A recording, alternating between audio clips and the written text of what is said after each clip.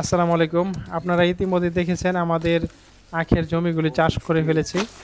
আর এবছর জমির পরিমাণ অনেকটা বাড়িয়েছি, যার কারণে আমাদের অনেকগুলি চারা লাগবে।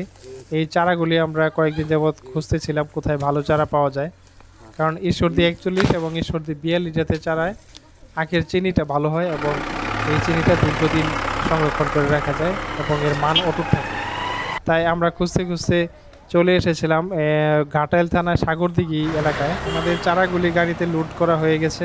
তো এখন আমরা পলিথিন দিয়ে ভালোভাবে ডেকে নিচ্ছি এবং রশি দিয়ে ভালোভাবে বেঁধে দিচ্ছি, কারণ বৃষ্টি নামতে পারে যে কোনো সময়। তো বৃষ্টি নামলে এটা ভিজলে ওজন অনেক বেড়ে যাবে। আমাদের রাস্তাটা আসলে অতটা ভালো না, সামনে কাঁচা পাকা রাস্তা।